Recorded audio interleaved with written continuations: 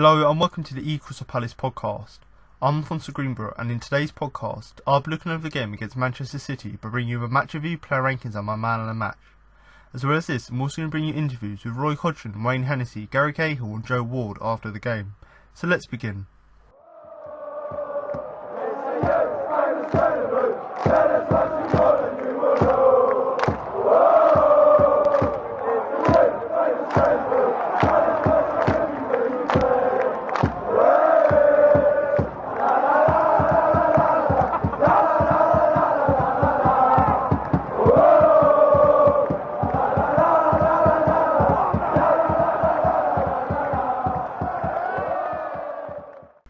A City brace 5 minutes before the end of the first half was enough to secure 3 points for the champions at Selhurst Park. The South London Stadium was basked in the crisp ornamental sunshine as Luka Milivojevic led his Palace side onto the pitch, holding his son's hand alongside City counterpart David Silva and his reigning champions.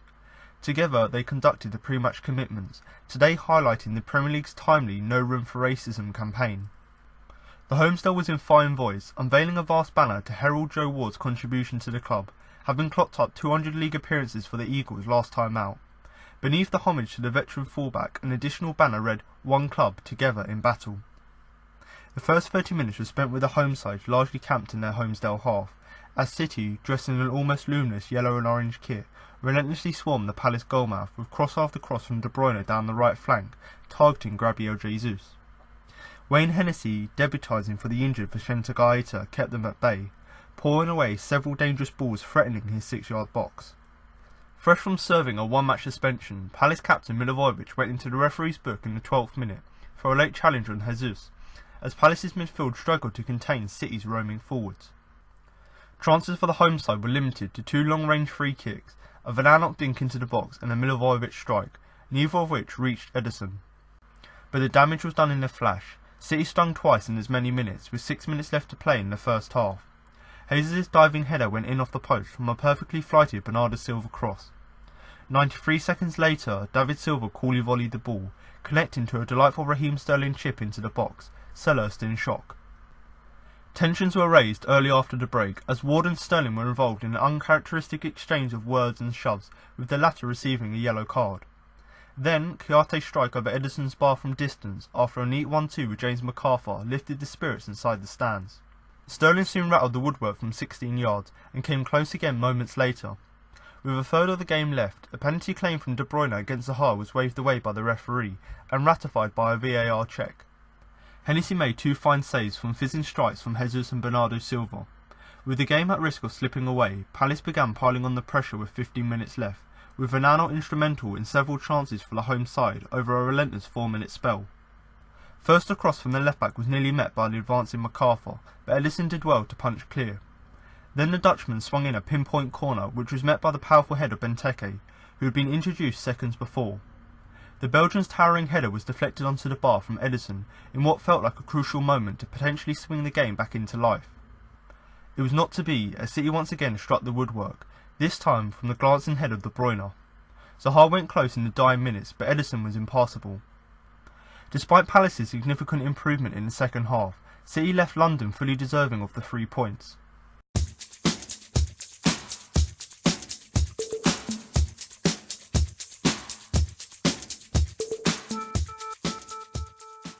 So I'm now going to move on to the player ratings, but before I start, don't forget you can follow us on both Twitter and Facebook at Crystal Palace for all the latest Palace news. So if you are someone like myself who does like to follow a vast array of Palace accounts, whether they be on Twitter or Facebook, then of course do head over to the respective sites and follow our accounts at Crystal Palace. Now obviously alongside sort of the general latest Palace news, we obviously do keep it up to date with all the latest transfer news, so whether that be players coming in or going out of the club. So if you are someone who wants to get involved in that, wants to know, the latest ins and outs, going on at the club in regards to transfers, and in particular, obviously we're not in January yet, but there's going to be loads of rumours circulating about players coming in and out, in the run up to January and of course during January. So if you are someone who wants to sort of keep up to date with all of that, get all the latest sort of rumours as they happen, as they sort of come out to the press, then of course head over and follow us on our accounts there.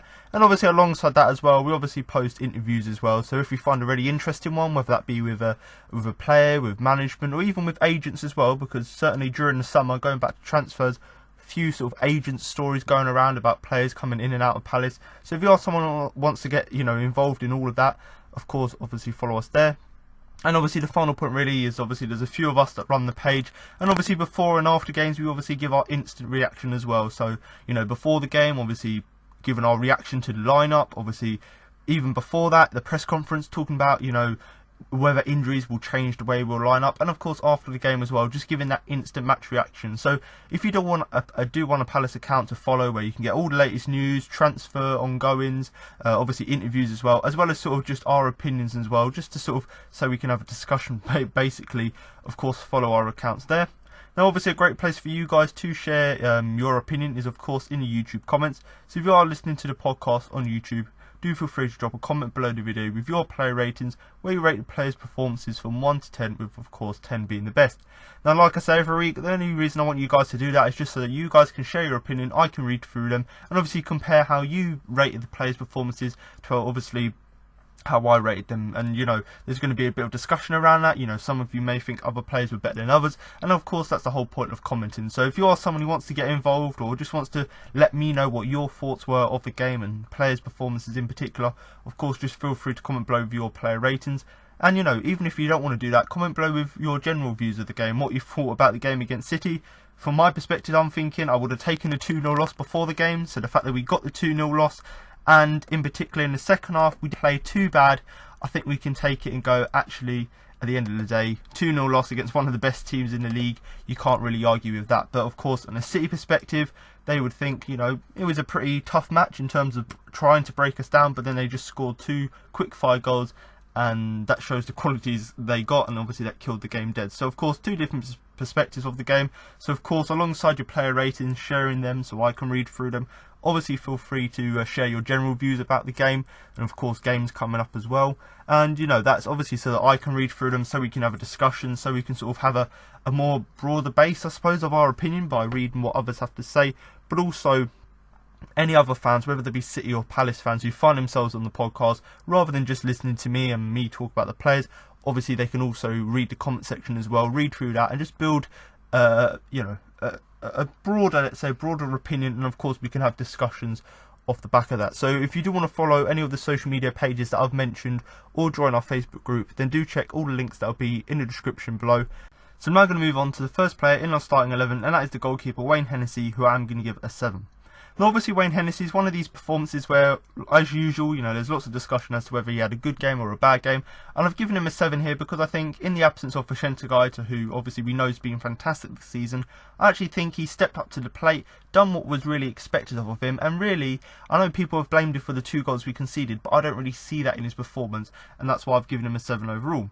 Now obviously, as expected, given the fact that how good City are, they were going to have loads of chances throughout the game, and to be honest, Hennessy was one of the busier players on the pitch, and that's just because, even though it was his first game back for a while, he was thrown in the deep end, and obviously he was busy because of the amount of shots and amount of chances that City were creating. But the fact that he stood up, made himself count, made a number of good saves throughout the game to keep us in it, and certainly, aside from the goals we conceded, it could have been a lot worse if it wasn't for Hennessy. So I think on a day where it was really busy for him, first time he's played in ages, just thrown in the team, the fact that he came out with a fairly decent performance is, I suppose you've got to give him credit, because if you haven't played for a while, your morale could be down, or your sort of form could be down. But I suppose playing for Wales as well, and the fact that he's still a professional, still training every week, so that he can still come into the side, that seemed to, he seemed to sort of fit back in the team really well. Now, in terms of his saves, generally he saved pretty well, but I suppose what you've got to look at is that, yes, his saves were good, but then other people may say, they're just what you'd expect from a goalkeeper. And, whilst that's true with some of the saves, there's other saves where you're thinking, that is really, really crucial, really good reflexes to get down low there. And I think there was one in particular where he saved it with his legs, and that was one I was thinking, fair dues, that's a pretty decent save, albeit you'd expect him to be able to palm that one away, but obviously he's dived, I think it was to his right he dived, and the ball obviously came down the centre, and he obviously had to parry it away with his legs. But nevertheless, a save, kept us in the game at that point, so you've got to give him credit there. Now obviously loads of people have criticised him because of the fact that the goals we conceded, he could have done a little bit more. I'm not really going to criticise him for that, because of course they were great goals. Obviously one of them he was just rooted to the ground, not much he could do about Jesus' one, and of course the next goal as well, that was just sheer quality, world class goal, can't do anything about that. But the thing that I would say, and I would agree with some people, is the fact that he didn't look as convincing as Vicente Gaeta. Now that's obviously because he's on such a high level at the minute, because how good his performances are, but you know, at the end of the day, he obviously is a better goalkeeper than Hennessy, but Hennessy still isn't a bad keeper. And I think even though he didn't look as convincing and the defence don't look as confident with him when he's playing in front of them, Hennessy's still done the job. And that's the thing that I think, or one of the reasons why I think he's getting a bit of unfair criticism, in the fact that people are going, oh, he's terrible, he knocks the confident out of the side. And yes, that's true to an extent. He's not as convincing as Vicente, but when it comes to making saves and just, you know, making himself count for the majority of the time, he does alright there. So for that reason, that's why I gave him the 7, because I do think, you know, aside from the goals we conceded, not really much to talk about his performance. Now obviously in terms of the first goal, like I said already, he was rooted to the spot, couldn't really deal with that goal. You know, like I said, it was I think it was a header from Jesus, nothing really much you can do there. But for the most part, he dealt with Man City's aerial threat really well. You know, the fact that obviously he's really tall anyway, so he should be able to deal with that. But in particular, when City were putting balls into the box, and when they were really putting us under pressure, for particularly in the first half, and you know, just before they went to score their 2 goals, you know, they were putting on loads of pressure on us. So the fact that up until that point, up until the last sort of few minutes of that first half where we obviously conceded, we were very good defensively, and of course I think Hennessy played a major part in that, in terms of just being that presence up top. So once again here, Wayne Hennessy, fully deserving of the 7 I've given him. A lot of people have given him criticism, which I think is unfair, given the fact that he was very, very busy in the game, done what he had to do, the goals weren't really his fault, and when called upon he made a few decent saves as well. So I do think overall a 7 for Wayne Hennessy on his return to the side is a fair result. So I'm now going to move on to the first player in our back 4, and that is the right back Joe Ward, who I'm going to give a 6 overall. Now in terms of his performance, I think Joe Ward, much like Hennessy, done a fairly decent job in terms of containing Man City, and you know, for that reason I've given him a 6 overall. Now to be honest, in terms of his main contribution in the game, it was just the sheer amount of headers he won throughout the game, and I think, you know, even looking back at the highlights, you lose count of the amount of times they actually won headers off the ball, of the ball, obviously when City were putting balls into the box. So the fact that he was able to do that was obviously one of the key reasons why, for quite long periods of the game, we were able to be defensively solid and keep City out. And you know, obviously in terms of heading the ball, getting the ball out of danger, quite a lot of the time it was after, you know, the ball was getting sent to Raheem Sterling. So obviously City, we know they like to play balls over the top and let let Raheem Sterling run riot. So the fact that we had someone like Joe Ward here, he was able to obviously win the ball back, cut the ball out of the way, and obviously, you know, basically get possession back of people like Raheem Sterling to stop their threat, was of course great to see. Now, in terms of the goal itself, you know, the first goal from Gabriel Jesus, obviously Joe Ward was the guy who got beaten, you know, not the first time he's been beaten for a header this season, but like I've said, it was a good goal from Jesus,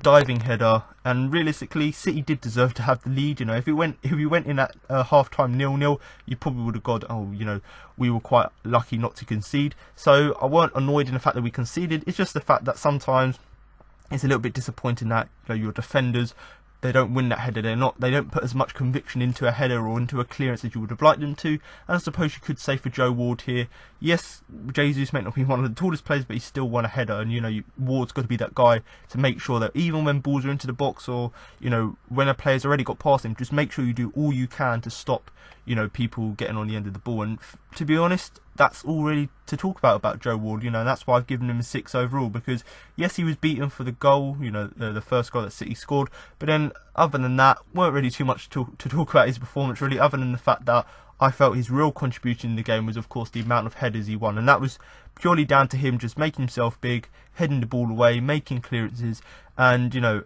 in particular, you know, when City were trying to send Raheem Sterling through, you know, Ward was that guy to obviously make himself stand in the team. So once again here, Joe Ward playing at right back, fully deserving of the 6 I've given him.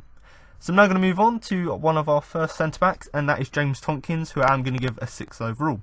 Now obviously Tompkins hasn't played a lot this season, obviously he's been out injured, and you know, for a first game back, you know, it's not going to be easy playing up against City, and for the most part I think he's done a fairly decent job and fully deserving of the 6 I've given him. So obviously we know he carried on his injury from last season, obviously he hasn't played much this season. I think he's played a few under-23 games here and there, but you know, this was his first appearance of the season, and what a game to be thrown in at the deep end. Obviously he still hasn't had, we're still not fully match sharp, but for the most part I think he done a really decent job. And I think a phrase I've used quite a lot this season is steady, and you know, or generally steady, and that's what his performance was. You know, he as the game went by, he was just ticking on, doing what he had to do.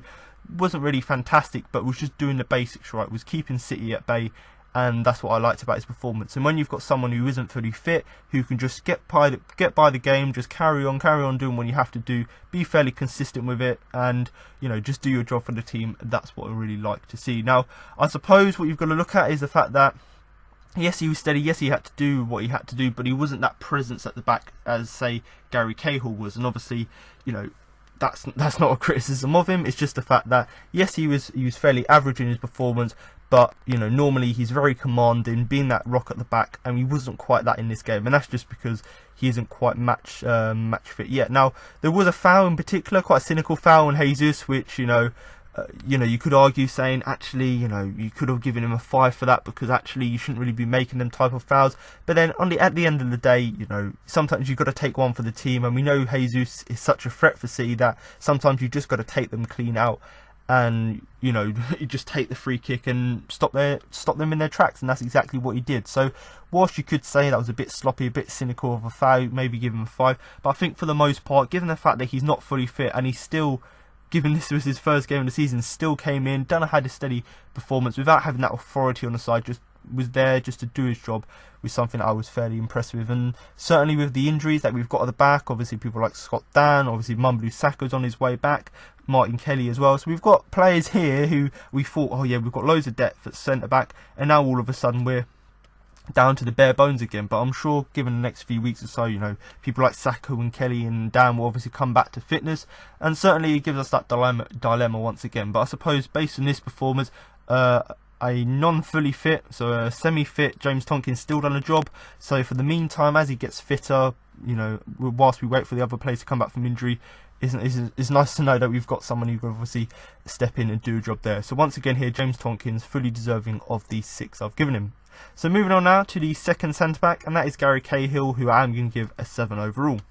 Now in terms of Cahill's performance, you know, performances really, I find myself repeating myself week in, week out, because he always does the same. Very high, you know, performances, very high professionalism, his leadership, everything about his game is top class, and this game is no different.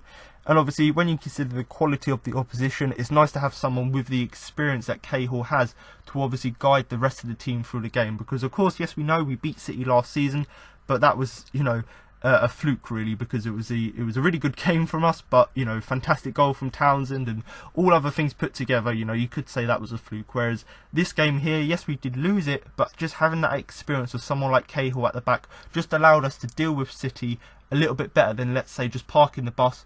Obviously Cahill gave us that experience, gave us that quality that, say, that we might possibly wouldn't have had when we've played City in previous years. Now, one of the things in particular that I was most impressed with was just how good he was on the ball, in terms of not only when we were in possession, but when City were in possession as well. Because of course, when you're not on the ball, you've got to be aware of your surroundings, you've got to follow the ball, make sure you deal with the players who are obviously trying to run onto the ball. And I think that when City were on the ball, he looked really, really comfortable, and particularly when they looked to play crosses in the first half. You know, I talked about Joe Ward winning all of them headers. If a ball got past someone like Ward, or got past Varane out from either flank, you know, Cahill was there to, when the balls were, or when City were looking to play crosses in, you know, Cahill was there, particularly in that first half, to clear them away. But then you've also got to look at it, and equally, you know, when they were pushing up, so when they weren't actually putting balls into the box, obviously they played their high press with people like Jesus and Sterling trying to run at you. When that was the case, obviously he was able to deal with them as well. So not only was he dealing with the aerial threat, but that physical threat and that sort of pace as well from that front three. He was able to deal with that press as well, which of course was really great to see. Now, when you consider, you know, like I've said already, you know, the quality of the opposition, you know, the fact that he looked class, didn't really look troubled, because whatever at thrown with him, he just dealt with it professionally, just got the ball away from danger. The fact that he'd done that, and just made it look so effortless in terms of, you know, whatever was thrown at him, he dealt with it.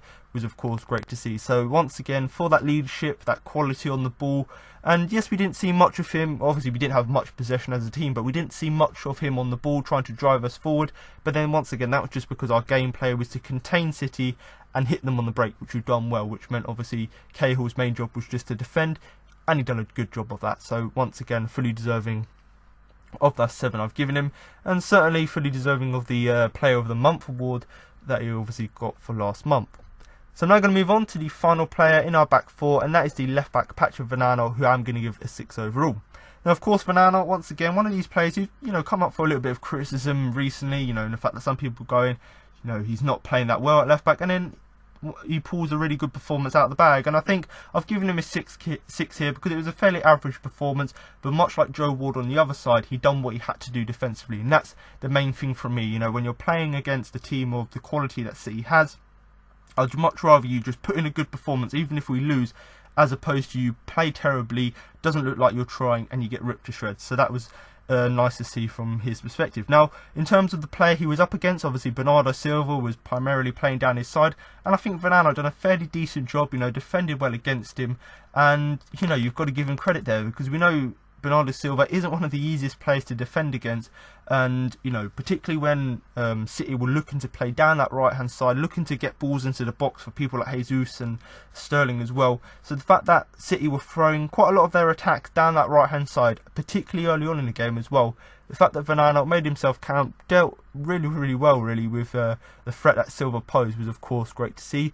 But then you've got to also look at his offensive side of his game, because I think he was one of our most potent attacking players, and that's an adjective that I've seen someone use, and I thought I'd just put it in there because that's what he was. He was one of our most potent attacking players, because whilst he may not have been up there all the time, when he was there, he was that main guy creating chances for us, putting balls into the box, and that of course was great to see. So it was nice to see he actually got that balance right between defending well, you know, keeping Bernardo Silva at bay, and obviously just making sure that there's no gaps for City to do sort of 1-2s in and around that right hand side. And then likewise, when he went forward, the fact that he was one of our main sort of potent attacking players throughout the game just goes to show how well he got that balance right, in the fact that he was able to be offensive but also have that balance defensively as well. So for me, nothing spectacular in his game, but done the job what he had to do, and certainly fully deserving of the 6 I've given him. So I'm now going to move on to midfield, starting with James McArthur, who I'm going to give a 6 overall. Obviously, once again, this is another player who wasn't necessarily spectacular in the game, but done a job for the team, and in particular in terms of trying to contain the City midfield, you know, keeping people like De Bruyne quiet. I think he done a fairly decent job of that. Now, there was one moment in particular when he was up against De Bruyne. He obviously dispossessed him in the Palace box and was able to obviously clear up that chance and clear the danger. And, you know, that moment really sticks out for me, because that's what you want from players. You know, if you're just going to have an average game, if you're just going to do your shift for the side, if you have that one moment of brilliance where you take the ball off the opposition, the opposition's best player really, and you're able to clear it up and clear the danger, that's what I like to see. And, you know, yes, McArthur may not have been his usual self in terms of having that energy, covering a lot of ground. He's still done a really decent job in terms of being that defensive shield alongside Milivojevic, just to make sure that City, or we weren't put on as much pressure as we would have been if we didn't have that extra protection in midfield. So the fact that McArthur done a fairly decent job in the midfield, clearing up balls, you know, being that threat as well, and the fact that he just worked tirelessly. Yes, he didn't cover as much ground as he usually would do, but he worked tirelessly to make sure he was tracking certain players, making tackles, making blocks, driving forward when he had to. So for that reason, I think he does deserve the 6. And like I've said, I think the best word to use to describe his performance is tireless, because that's exactly how I would describe his performance. So once again here, James McArthur, fairly decent performance, fully deserving of the 6. And, you know, for that moment in particular where he dispossessed De Bruyne, that obviously was a standout moment for me. So once again here, I think a 6 is a fair result. So now I'm going to move on to the captain, Luka Milivojevic, who I'm going to give a 5 overall. Obviously, this was a little bit of a disappointing performance from the captain, and whilst other players in the midfield didn't have fantastic games, they just done their job, it was just a little bit of a subpar performance from Luka. And given the fact that he's come up for a little bit of criticism this season, obviously he missed the game last weekend, obviously through suspension, but before that he's been a little bit hot and cold, you know, a few good games here and then a few bad games here. So this was a game where he was fairly average again, hence why I've given him the 5.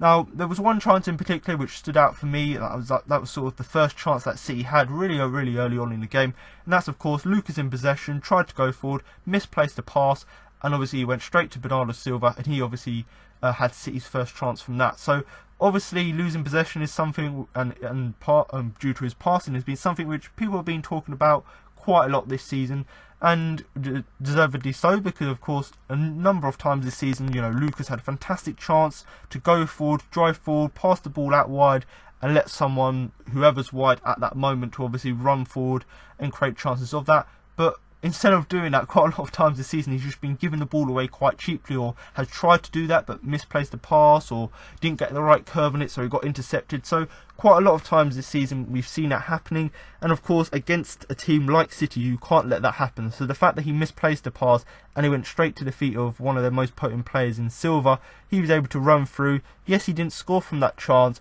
but nevertheless, so early on in the game, you can't have sloppy mistakes like that, which just gift opposition of the quality of Man City, just to give them a free pass to a chance. But obviously, aside from that early chance, obviously he did pick up a yellow card for a tackle on Gabriel Jesus early on, and to be honest, it didn't hinder him much, going forth in the game. But the fact that you look in the early periods of the game, you've already been dispossessed, or you've already given the ball away to an opposition player, and then you've got a yellow card for a little silly tackle on the striker of the opposition. He started the game really slow, and that sort of just really restricted him for the rest of the game, because of course he had to be careful not to get that second booking, but it didn't really hinder him in that respect. So he was still able to do his job, still able to offer protection to the midfield, or to the defence, by being that shield in the midfield. But other than that, there wasn't really much quality in his game. So for me, I do think the 5 is a fair result. Obviously you can understand him. He didn't play in the game 2 weeks ago against West Ham, so coming into this game here, you can understand him, just coming back into the team a bit sloppy here. But then again, he's your captain. He's had a 2 weeks break. You'd expect him to come back fresh into the team, but we didn't quite see that in his performance. And like I said, we know he can pass balls. We know he's really good at maintaining possession, but in this game we didn't quite see it. And you've just got to look on Twitter to see the debate as to whether he should have even started the game in the first place, because the midfield we had against West Ham 2 weeks ago worked so well. So why didn't we actually just stick with that, rather than just because he's the captain he should get his place straight back in the team, because we've got people like Cahill who are capable of that. Now obviously I understand that point of view, in the fact that he's not playing well, you need to rightly he deservedly should get dropped. But then likewise, you've got to look at it and go, yes, he's not playing as great as he usually does, but he's still the captain, and give him a run of games and he could get back to his best. And I suppose that's something you've got to consider, because on his day he can be a really solid defensive midfielder. We know how reliable he is from the penalty spot, so that's what we've got to consider. Yes, the midfield was great against West Ham, but also there were other parts of the game against West Ham where maybe we could have done with his presence. So you've got to consider both sides, and I think going forward, he's still going to remain that pinpoint in the midfield. But certainly, you're looking sort of after Christmas time, if he's still not playing that great, then maybe people like McCarthy, like even Chiarte, might play slightly further back, and allow people like MacArthur and Meyer to play slightly further forward, if Luka does get dropped. So of course there's loads of debate to be had around that, but personally for me, a little bit of a disappointing performance against City, but certainly not the worst. So I do think the 5 overall is a fair result. So I'm now going to move on to the final player in the midfield, and that is of course Cheku Chiarte, who I'm going to give a 6 overall. So once again, much like most of the players in the team, giving him a 6 because he'd done what he had to do for the team. Nothing in particular that was quite impressive, but just done a shift and used his tenacity, used his physicality to deal with City as well as he does. Now, in terms of the first half, I think he did appear to struggle quite a lot in terms of getting into the game and dealing with City. But I think as the game went on, he was able to obviously get more into it, and in particular going into that second half where there was sort of like 1 5-minute spell in particular where we were had complete dominance over City, having chance after chance after chance. And yes, that was only 5 minutes, but people like Chiarte finding their way into the game and actually becoming even better in that second half. It was down to players like him why we had them little spells here and there, or where we had complete dominance and abundance of chances against City. Now, the thing I liked about his performance is he was the guy who looked to break the lines from the midfield to the attack. And, you know, yes, he only had a wayward shot for his efforts. So, yes, he was trying so hard in midfield to drive us forward and trying to be that link in the midfield to the attack. He tried to get us forward on the counter. Yes, that was the case. But in terms of his attacking contribution, all he had was a shot to show for it. But then again, you know, he primarily was playing as a defensive midfielder in this game, so you wouldn't expect him to have shots anyway. But when he did, obviously he wasn't quite able to put it on target. But I suppose the phrase you've got to use, and I've seen a lot of people use it, is battling performance, because that's exactly what he was. He battled through the game, done what he had to do to keep City quiet. And for that reason, I think he does deserve the 6 overall I've given him. But like I said already, you know, loads of players, you know, had a fairly average game, and this was yet again one of them. But he done enough to help us see the game and to keep it to a respectable 2-0, because we've seen last time City lost, the next game against Watford they won at 8-0. So the fact that we sort of limited that to only a 2-0 loss, where we actually played well in that second half. Obviously, you've got to give credit to the whole team, but obviously people like Karte as well, who started the game sloppy, bit slow, but eventually got back into it, got into the 4, and, you know, were able to play well for the rest of it, is of course something you've got to give him credits for. So once again here, Cheku Karte, I think the 6 is a fair result. So I'm now going to move on to the first of our 3 players in our front 3, and that is Wilfried Zaha, who I'm going to give a 6 overall. Now, in terms of Zaha's performance, obviously, even though City weren't playing any actual centre-backs in the game, it was always going to be difficult against them, because whenever they're not in possession, they manage to get the whole team back, defend as a unit, and then hit the other team on the counter. So whilst you may think it may be easy for people like Zaha and Slup and Ayew to actually attack City because they had no centre-backs, just the system they play allows their whole team to go back and help defend and then hit teams on the break. So obviously it wasn't going to be easy for Zaha, but certainly going to be easier than if someone like John Stones or Otamendi or, you know, Laporte was there. You know, these are the players that, you know, have been quite crucial to City's success in recent seasons. So of course, when you're not up against them, you'll think it'd be easier. But like I've said, the way City plays obviously still makes it difficult. Now, what you've got to give Zaha credit for is, given the circumstances, given the fact that they restricted him quite well, he did work very hard on the ball to try and create something, and that was all across the front line. So whether he was playing on the right, on the left, or in the centre, he was always looking to create whichever side of the pitch he was, and that was quite good to see. And in terms of his positioning, I think he was quite fluid in the fact that he was able to transition between playing centrally, playing wide, and he was able to adapt to that throughout the game to obviously allow him to better deal with what's in front of him.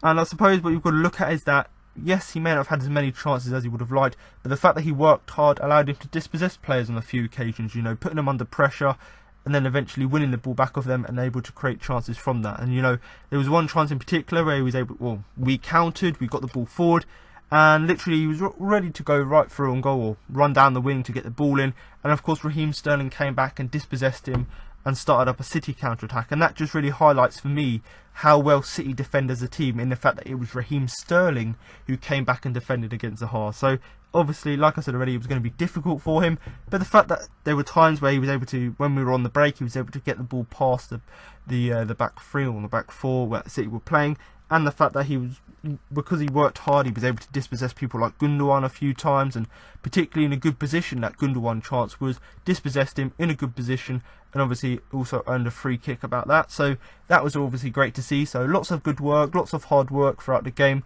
but of course he was struggling to get any real chances of note. But that could be said really for the whole of the Palace team, in the fact that other than these few sort of 5-minute spells we had in the second half where we had loads of chances, other than that we were quite quiet in terms of that. Now, of course, one of the things that was a little bit disappointing is that, you know, he could have given away a penalty. Obviously, challenging with Kevin De Bruyne, sort of a little bit of a tussle there. He gets pushed to the ground, and arguably, you know, if I would say that would be a penalty against us, but then VAR said it wasn't a penalty, so you don't know who to believe. But for me, I would think that's a little bit of a soft one to give, even if it was given against Palace, only because both players are winning for the ball, they've both gone down. But then likewise, you know, Zaha shouldn't be pushing players down in the box, so you've got to look at it both ways. And because of VAR, as good or bad as you may or may not think it is, you know, you've just got to look at it and go, they've made the decision, they've seen it, and they've just said it's not a penalty, so let's just move on from that. So once again here, you know, Zaha, other than that little incident with Kevin De Bruyne, I don't think there's really too much more bad stuff to say about him, or not more bad stuff, but there's no bad things to say about him, because on the whole he had a fairly decent performance, working hard for the team, interchanging positions across the front three, as well as just using his high press to dispossess people like Gundogan. That was of course great to see. So once again here, Wilfried Zaha fully deserving of the 6 I've given him. So I'm now going to move on to the second player in our front three, and that is of course Jeffrey Schlupp, who I'm going to give a 6 overall. Now, in terms of Jeffrey Schlupp's performance, it wasn't quite up to the standard that he set last time we played City, obviously where he got his goal at the Etihad, but it was still a good performance nonetheless. And like the rest of the team, it was a performance where he done what he had to do for the team, given the quality of the opposition, and that's why I've given him a 6 overall. Now, one of the things that I did like about him is that, given the fact that we didn't have a lot of possession, we didn't have a lot of attacking chances, the fact that Jeffrey Schlupp always seemed to find himself in these positions to get space in behind the City back four, given the fact that we had limited attacking play, particularly during that first half, was of course good to see.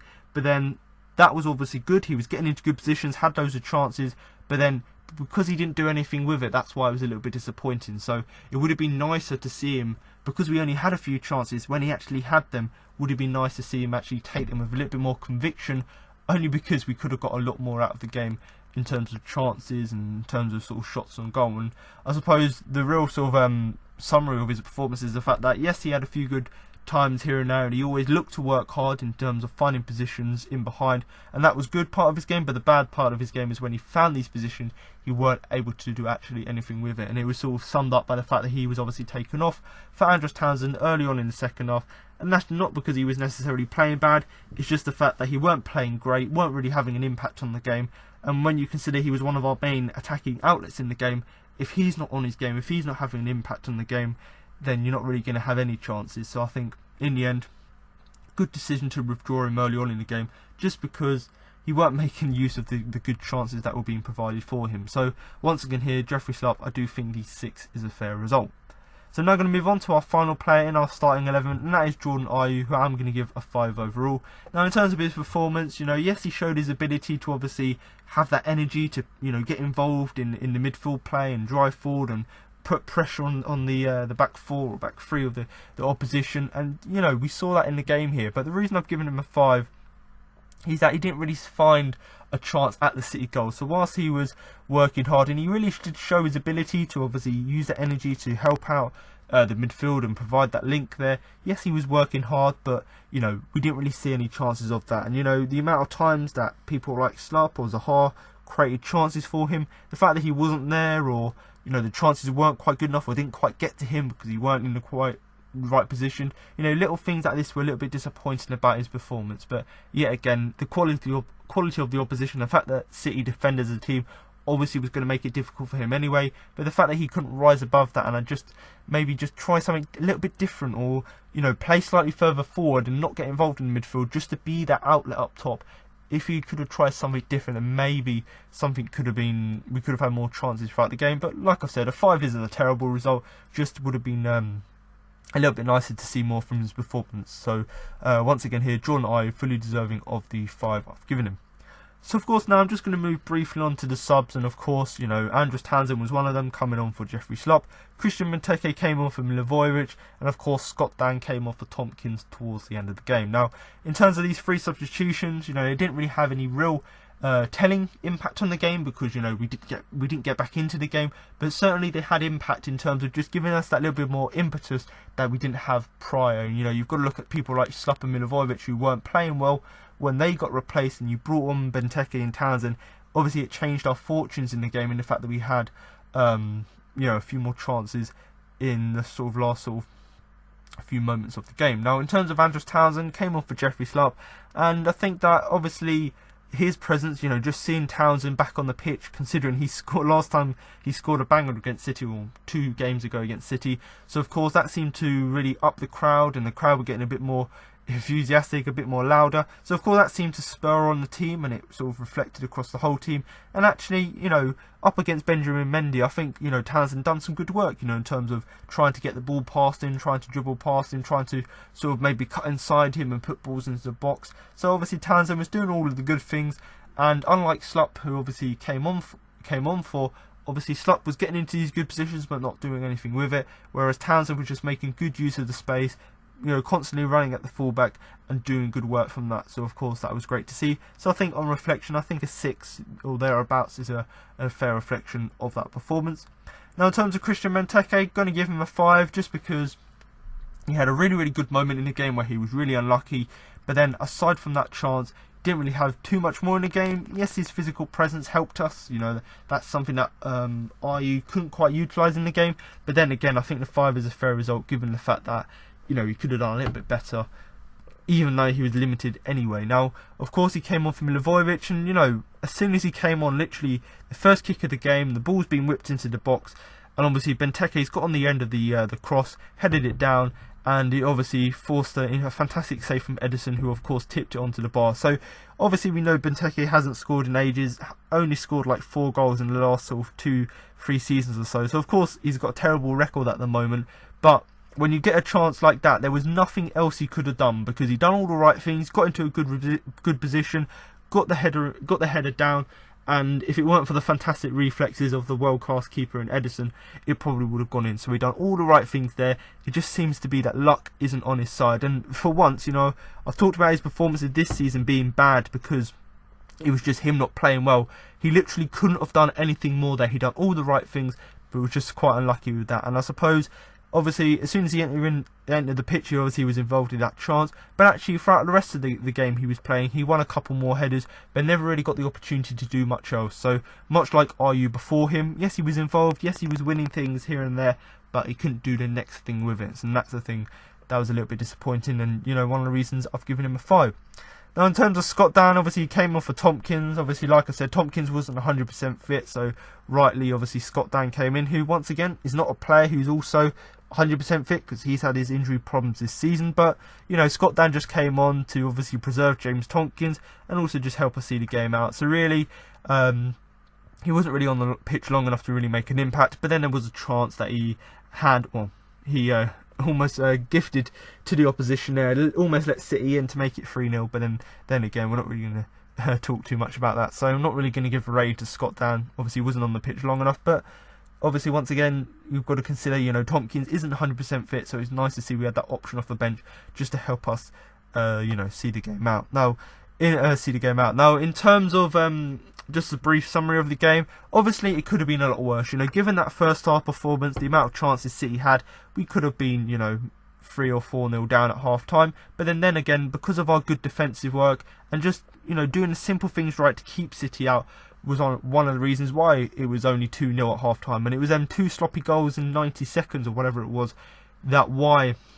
well, I say sloppy goals, they were good goals from City, but, if we just stopped them in their midfield, stopped them in their tracks, then maybe something better could have come off of it. But then again, you've got to look at it and go, it could have been a lot worse. The scoreline, you may look at it and go, it did flatter us, but then if you look at the second half performance, and particularly when we were playing really well in that second half performance, you'd go, actually, yes, it was a 2-0 loss, but actually we gave a good account of ourselves, and that's something which I think is more important. Much better showing in that second half, but on the whole, I think we defended all right for them for sort of 85 minutes or so. But obviously, when we did concede that sort of 90 seconds or so, that's when we had a lapse of concentration and we saw that quality from City. So whilst we were good throughout the whole game, or we were not good, but we were good enough to stop City. Whilst that was the case, you've got to look at it and go, also, the scoreline did flatter us a bit. Now, players in particular who were good, obviously Cahill defensively and MacArthur doing his job in the midfield, and obviously Ward and Kiatu as well were also very decent. Players in particular who stood out for me just because their little bits of work here and there in terms of containing City was obviously crucial to us, not having such an embarrassing scoreline. And of course, good cameo from Benteke as well. The fact that we could bring on someone off the bench. Yes, he hasn't played great in the last 3 seasons or so, but he couldn't have done anything more in the game. So it was nice to see him actually come back and just give his all into the team. Now, even though we lost the game 2-0, we're still 6th in the league. Obviously, with games coming up and other teams playing around us, and we're probably not going to stay there for much longer. But the fact that we still lost the game and still managed to maintain that position just really highlights how good our start to the season has been, in the fact that we're able to maintain that position in the league. And obviously next weekend we're playing Arsenal, so bring that on, because they're one position above us. Obviously I'm not going to say we're going to beat Arsenal, because we rarely do. Obviously we only beat them last season, first time ever in the Premier League, so we're probably not going to beat them, but if we put a good account of ourselves in that game here, and certainly other teams can beat Arsenal, as we saw on Monday night. Teams can beat Arsenal. They're not playing great at the minute. So if we can take advantage of that, play like we did against City in terms of being good defensively, and just have a little bit more quality up top, then of course we may have a chance next weekend.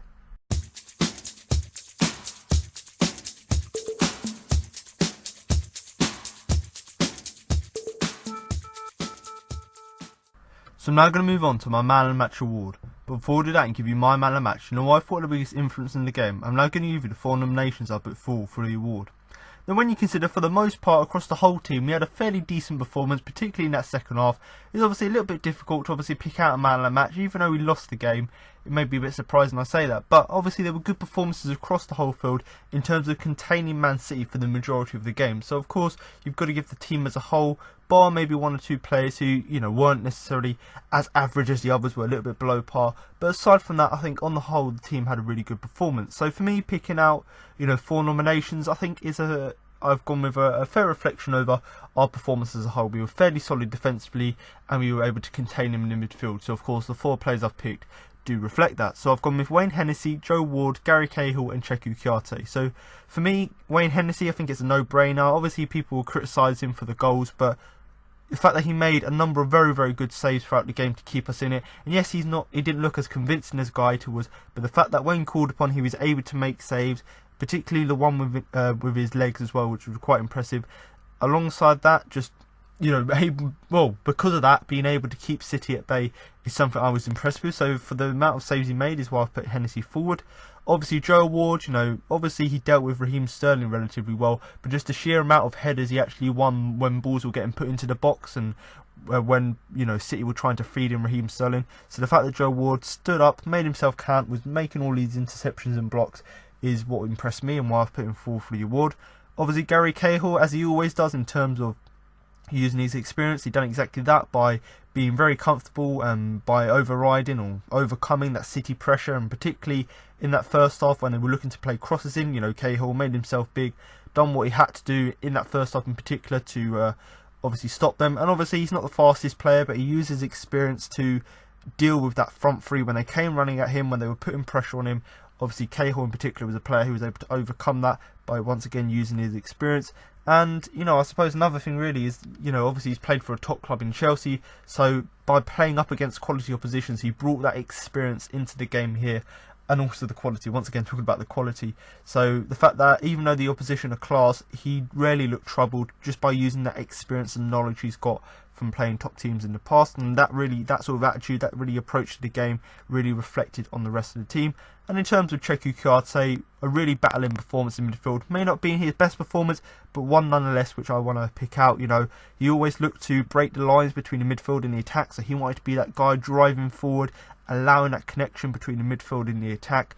And yes, he only had a shot to show for it, but just that effort of terms of going forward is what impressed me. And of course just the battling side of his performance as well, using that tenacity, using that physicality to obviously drive forward and contain City. So for them, for that reason, I'm obviously impressed with his performance. But for me, given these 4 players, they're obviously a reflection from different aspects of the good parts of our play. But for me, there's only one clear winner, and that's just sheer down to the amount of contribution he made in the game in terms of moments, or in terms of saves he's made throughout the game. And that is of course Wayne Hennessy. So congratulations, Wayne.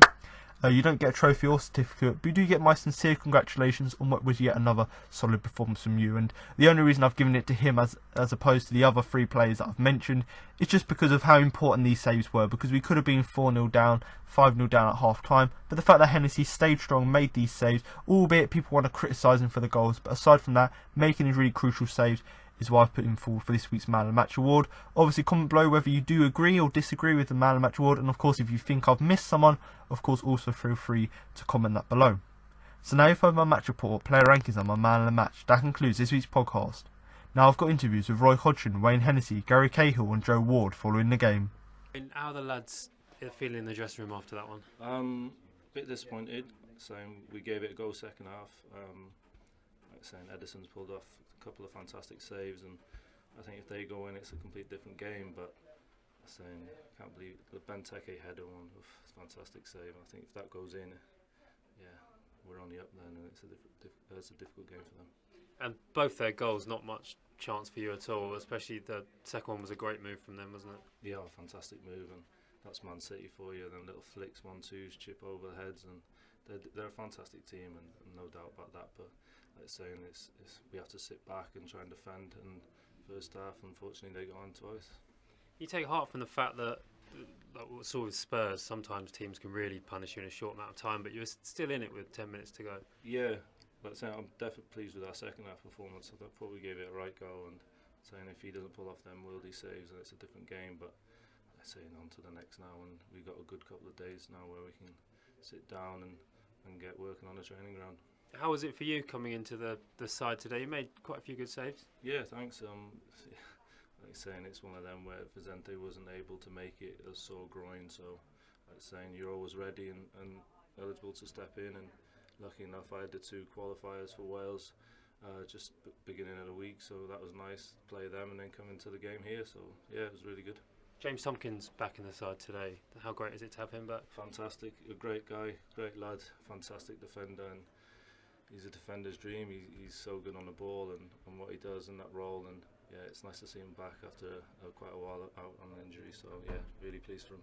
And finally, there was a display for Joel Ward in the home side before the game. He reached 200 league appearances for the club recently. It's 201 today. How great has he been for the club? Oh, fantastic servant for the club. Like I said, we all love Ward. He's a fantastic lad, and what he does on the pitch, brilliant. And like I say, I couldn't be over the moon for him. Yeah, really happy on that. Gary, tough evening. What would you say about the Palace performance? I felt the second half was slightly better than the first half. I felt like we was in our shape the first half. I think if I had any criticism of us, I think maybe we could have rushed them a little bit more in possession. They're obviously very good, world-class players, and they almost look to suck you out to playing behind. So we sat in a shape, but at times we could have rushed them in possession a little bit, I felt. But second half was better. We performed a bit better second half, and I thought both keepers was outstanding. How hard is it to get up the pitch against them? You know, that simple task of getting from one end to the other.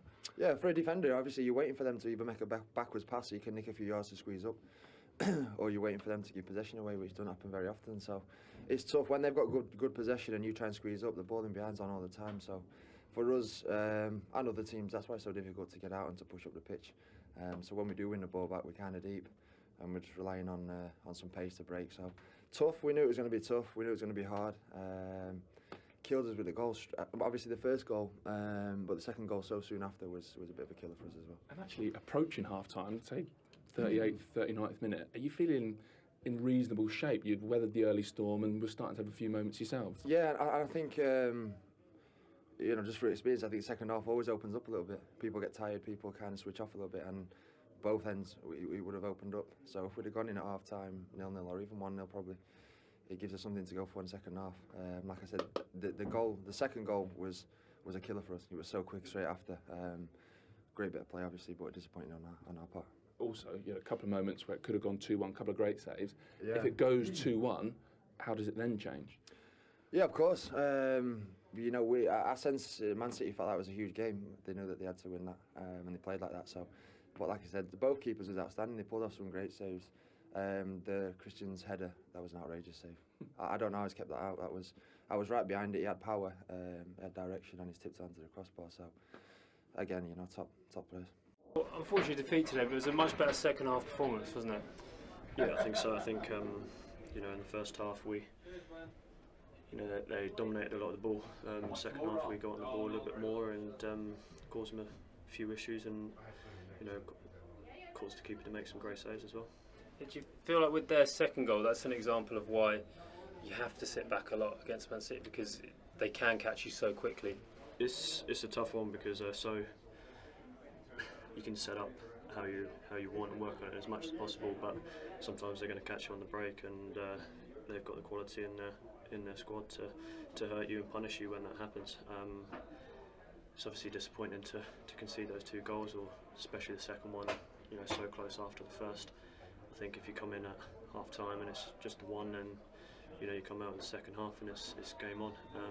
It's a tough order, obviously, to put it back from 2-0 down against City. Wayne Hennessy had plenty to do, made some great saves today, didn't he? Yeah, Wayne was amazing today. I thought he had a brilliant game and kept us in at times.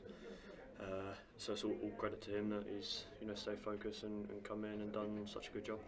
And James Tompkins' first game for such a long time. Yeah, it's like he's not been away. I think Tonks is one of those players who's composure on the ball and he reads the game well. So I think obviously he's only going to get better with game time. Recently reached 200 league appearances for the club. Proud moment for you, and how great was it today to have that display on the Homestead end? Yeah, to be honest, I didn't obviously know anything about it, but it was amazing to see it and obviously get the recognition from the fans. I've been here for a long time now, and long may that continue. And I'm thankful for the fans for always supporting me through thick and thin. Against a top opponent, what did you make of your team's efforts? I thought they worked unbelievably hard. We came across a Man City in top form. I thought their pressurising was absolutely excellent. They gave us literally no time on the ball whatsoever. And of course they played with their usual aplomb in the final third. But I thought that we were a little bit unlucky in the sense that the two goals came so quickly, one after the other. How we got in at 1-0 and then given the sort of second half performance we gave, who knows? But we can't make any complaints about the result. We were beaten, of course, by a top team. But I'm still very proud of our team for the way they kept in the game, the way they kept fighting. And even, when things weren't going their way, they never dropped their heads, they never gave up.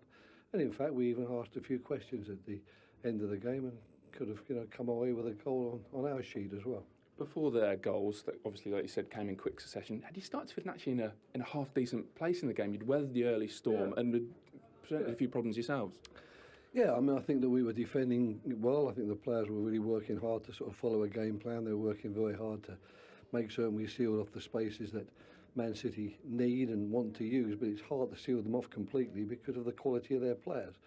But, we weren't exactly conceding a goal chance every few minutes.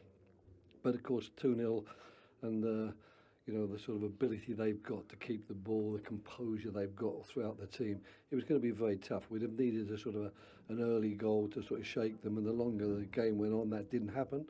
But we kept going and we kept trying, and we actually asked Emerson to make 2 or 3 very, very good saves, and we had the ball in around their penalty area a lot more in the second half, and I'm afraid that's the best we could do in the game.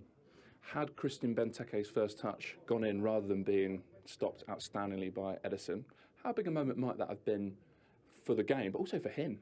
Probably been a great moment for him, and it was such a good header, wasn't it? And in fact, we have a good position on the bench behind that. It looked like it was in to me. I didn't really expect the goalkeeper to make that save, and I was thinking, oh great, Christian's got off the mark against a top team with a really good goal. But he's got to take a lot of credit and a lot of satisfaction, I think, from the fact that he was so close to scoring a goal, and it could so easily have been a goal. So hopefully he'll take that with him and he won't be too downhearted. It was good to see him getting in the position, getting the header in and powering it towards a goal like he did. Is it perhaps a disappointment that you weren't able to create moments like that, and you just had that spell of sustained pressure and crosses around that point in the game, but you weren't able to do that earlier in the match? Yeah, well, that's a lot of thanks to Man City. They don't allow you to do that very often, but we did our best. We tried.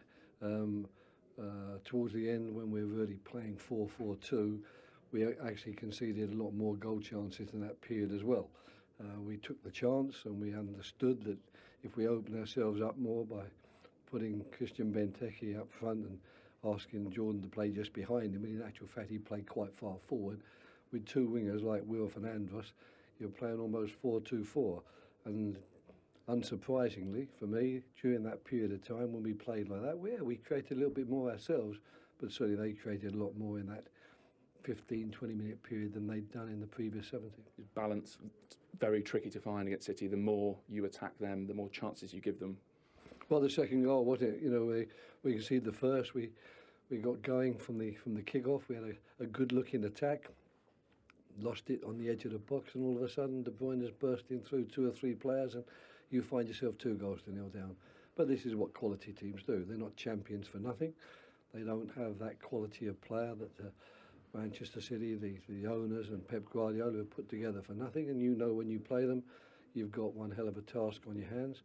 But the only thing I can really take some pleasure from today was the fact we didn't give up, we kept going, and we certainly made certain we gave them as good a game as we were capable of.